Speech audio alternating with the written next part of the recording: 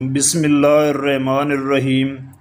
پارسی مذہب کے مطابق پانی، ہوا، سورج اور آگ اتنی پاک اشیاء اور مقدس عناصر ہیں کہ ان کے تقدس کو بحال رکھنے کے لیے وہ جو بن پڑے کرتے ہیں۔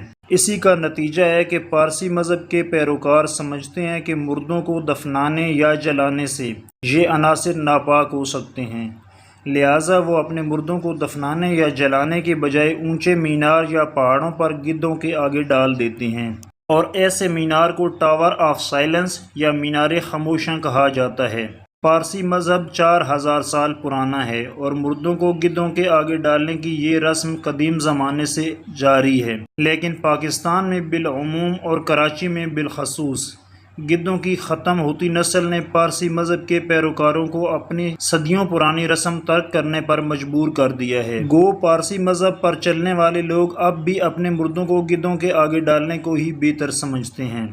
2015 کی ایک رپورٹ کے مطابق پاکستان میں پارسیوں کی تعداد 2000 کے لگ بھگ تھی، جن میں سے زیادہ تر کراچی میں رہائش پذیر ہیں۔ جسمانی طہارت اور کھلی فضا میں رہائش پارسیوں کے مذہبی فرائض میں داخل ہے۔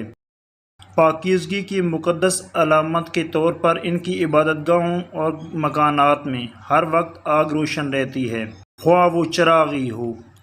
ہندو سناتن دھرم اور یہودیوں کی طرح پارسی مذہب بھی غیر تبلیغی ہے۔ یہ لوگ نہ دوسرے مذاہب کے لوگوں کو اپنے مذہب میں داخل کرتے ہیں اور نہ ان کے ہاں شادیاں کرتے ہیں۔ ان کڑی پابندیوں کے باعث ابھی تک دوسرے طاقتور مذاہب مثلاً اسلام، ہندو مت، مسیحیت کے ثقافتی اثرات سے محفوظ ہیں۔ حصول علم ان کا جزو ایمان ہے۔ ہر پارسی معبد میں ایک اسکول ہوتا ہے۔